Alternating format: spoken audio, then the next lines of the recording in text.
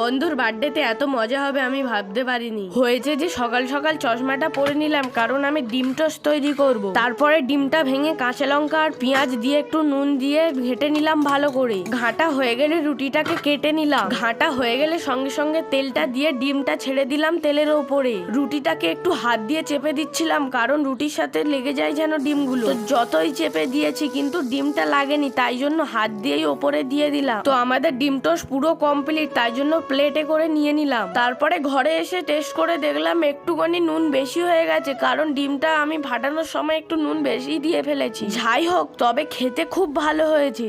তো তাড়াতাড়ি খেয়ে নিলাম। তো আমাকে এবার উঠতে হবে চালে কারণ আগের দিন ঝড়ে একটা ডাল হেলে গেছে। আমি যে ডালগুলো কেটে ফেলে দিয়েছিলাম সেখান থেকেও ডাল বেরিয়েছে। যাদের লাগবে কমেন্ট করে দিও। তো আমি আস্তে আস্তে সাবধানের সাথে চালে উঠে যাই। উপরে উঠে একটা লাঠি আর দড়ি জোগাড় করে নিলাম। তারপরে সাবধানের সাথে ডালটাকে বাঁধতে লাগি কারণ ডালটা এখন কচি, ভেঙে যেতে পারে। তো আমার ডালটা বাঁধা কমপ্লিট হয়ে গেছে আর নিচে থেকে একটা গাছ বেরিয়েছে। এটা কি গাছ তোমরা জানলে কমেন্টে জানাও। তারপরে আমার বন্ধু ফোন করে বলল যে একটা কেক আনতে কারণ আমার বন্ধুর বার্থডে ছিল আজকে। তারপরে রাস্তায় তাড়াতাড়ি এসে একটা টোটো ধরে নিলাম। ফাইনালি আমরা কেকের দোকানে চলে আসি। এসে দেখি অনেক কেক আছে। তো আমরা এই চকলেট কেকটা পছন্দ করি আর এর দাম নিয়েছে 295 টাকা। কেকটা নিয়ে বাইরে বেরোতে দেখি একটা কাকু যাচ্ছে। তো কাকুর স্কুটি করে চলে আসি বন্ধুদের বাড়ি। বন্ধুদের বাড়ি এসে বন্ধুর বার্থডেতে কি কি হলো জানতে চাইলে এই ভিডিওতে 100টা লাইক কমপ্লিট করে দাও।